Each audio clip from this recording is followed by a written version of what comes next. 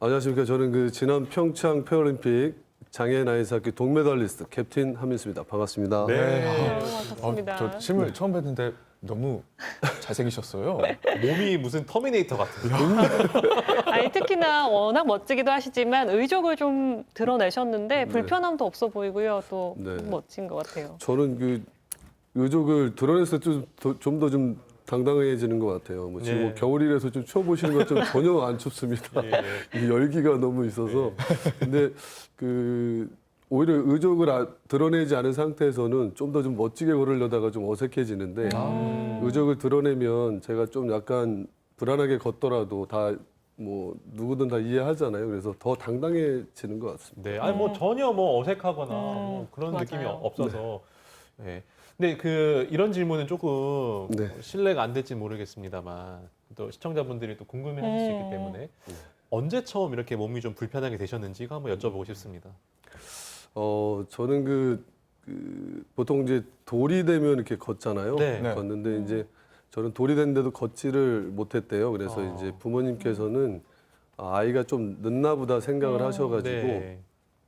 좀 기다려 주셨대요. 근데 1년 반이 지나도 못 걸으니까 이제 병원을 가게 된 거죠. 병원을 갔더니 그때 이제 좀 황당하게도 예. 류마티스 관절염이라는 병명을 좀 앓게 됐고요. 예. 그래서 그 당시에 그 비싼 치료비가 없어서 어머님께서 이제 병원 치료를 이렇게 꾸준히 못 하시고 오히려 이제 그 당시 이제 무속 신앙에 많이 이제 의존을 하시다 보니까 구슬한 거예요. 동네 아이고. 마을에서. 그래서 갔더니 뭐 서쪽에 있는 침쟁이를 찾아가서 침을 맞아라 그러면은 다리가 낫는다라는 어떤 그런 말씀을 들으시고 구슬한 이후에 가서 이제 침을 맞았죠. 아. 근데 오히려 이제 그 무릎 쪽에 신경을 더 건드리면서 좀 더 악화가 됐던 거죠. 근데 이제 그 당시에는 잘 몰랐었는데 점점 2살이 되고 3살이 돼도 치료가 되지 않으면서 이게 좀 잘못됐구나라는 생각들을 하시게 됐대요. 네. 그렇게. 아니, 참 근데 너무 어린 나이에 그런 일을 겪으셔서 네. 마음의 상처도 좀 크셨을 것 같아요. 사실 뭐 저는 그렇게 이제 처음 이제 7살 때 예. 그 할아버지께서 이제 그 목발을 만들어 주셨어요. 그래서 네. 크러치를 짚으면서 이제 온 동네를 이렇게 휘젓고 돌아다녔는데 굉장히 좀 개구장이로 많이 좀 지냈던 것 같아요. 그래요? 네, 지냈는데 그래도 저에게 또 그 사춘기는 꼭 오더라고요. 그래서 그러니까. 이제 중학교 때 그때 이제 그 사춘기가 처음 왔는데 그 당시 이제 제가 그 시내로 중학교를 가게 되면 이제 버스를 타고 나가야 돼서 시내를 나가게 되는데 그 거울에 비친 그 저의 그 걷는 모습을 처음 보게 된 거예요. 근데 너무 추해 보였었어요. 그래서 왜 또 그때 이제 집에 와가지고 부모님 왜 저를 장애인을 만들어서 이렇게 나를 이렇게 그 걷는 모습도 이렇게 추하게 이렇게 만들었나라는 생각에 그 어린 나이에 사춘기 때 막 많이 부모님 원망하고 운 적이 있습니다. 예. 딱 한 번만 그랬어요. 사춘기 때. 네, 사춘기 때. 뭐 그렇게 속상했던 시절도 있었지만 뭐 2000년쯤에 또 네. 커다란 위기가 있었다고요. 그때가 나이가 어떻게? 그때 제 나이가 30살쯤 음. 됐었는데요. 네, 그때 사실은 그 25살 때 제가 그 류마티스 그 만성 골수염 판정을 받았었어요. 네. 그 이유가 이제 크러치를 짚고 어렸을 때부터 다니다 보니까 이제 뭐 눈길, 빗길에 이제 자꾸 넘어지니까 이제 무릎을 바닥에 찢잖아요. 예. 찌면서 무릎에 물이 찼다 빠졌다 하면서 계속 염증 생기고.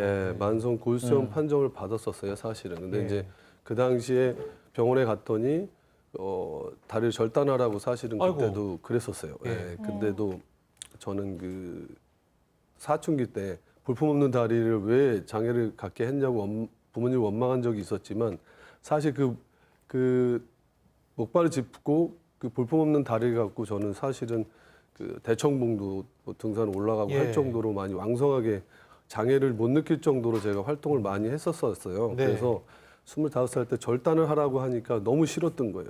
그래서 저는 그 당시에 절단을 하지 않았는데 문제는 그 무릎에 그 상처난 그 부위에서 계속 고름이 흘러나오고 있었어요. 근데 그 고름이 30살이 돼서까지 한 5년 동안 계속 이제 고름이 나면서 큰아이가 이제 4개월 됐을 때 예. 이 무릎에서 시작한 골수염이 허벅지로 전이가 되면서 절단하게 됐죠. 네. 결국은. 그때까지 따님도 계셨던 네, 상태고. 첫 아이가 4개월 됐을 때요. 예, 근데 그 당시에도 저는 뭐 절단하고 싶진 않았는데, 예. 네, 어쩔 수 없이. 어쨌든 이게 그렇게 힘든 일이 있으셨지만 포기하지 않고 정말 많은 직업을 하셨더라고요. 어떤 일들을 하셨습니까? 네, 뭐 저도 뭐 운동선수 이전에 또 한 가정의 가장이니까 예. 그 생활 또 책임져야 되잖아요. 그래서 제가 뭐 자동차 키 깎는 회사도 다녀보고 그 다음에 또 뭐 그 슈퍼마켓에서 또 창고를 맡아갖고 창고장도 해보고 네. 쌀 배달도 해보고 그다음에 음악다방 DJ도 해보고 DJ. 그리고 이제 오디오 회사, 전자회사도 다녀보고 우와. 치킨집 사장도 해보고 어머나. 야. 네, 보험회사 뭐 셀러리맨도 해보고 우와. 네, 셀 수가 없네요. 너무 바쁘셨는데요? 네. 그러면 선수 활동을 언제부터 하신 거예요? 아, 선수는 제가 장애인 체육을 처음 시작한 거는 27살 때 아. 네, 장애인 역도로 시작을 했었어요. 아, 네. 그 역도를 하다가 그 장애인 역도 하다 보니까 이제 제가 좀 약간 키가 좀 크다 보니까 선배님들이 또 이제 뭐 휠체어 농구도 해봐라, 뭐 자식 배구도 해봐라 이제 그러셔가지고 하다가 30살쯤 돼서 이제, 다리 절단하면서 이제 파라이사키까지 하게 됐죠. 근데 누가 아이스하키를 이렇게 이끌어 준 건가요, 그러면? 지금 이제 돌아가셨는데 예. 고 이성근 감독님께서 제가 네. 이제 휠체어 농구를 하고 있을 때 네. 그 2000년도에 그 일본 팀에 의해서 저희 우리나라가 팀이 창단이 됐었어요. 네, 그때 이제 팀업 운동이니까 역도 선수하고 농구 선수 주축으로 이제 그 선수를 발굴을 했는데 네. 이분이신 거죠, 이성근 네. 감독. 네 예. 그때 제가 이제 캐스팅 됐죠. 아. 네. 근데 안타깝게 그 창단하시고 석 달 만에 혈액암으로 돌아가셨어요. 아, 그럼 그 이성근 감독은 좀 어떤 분이셨는지 좀.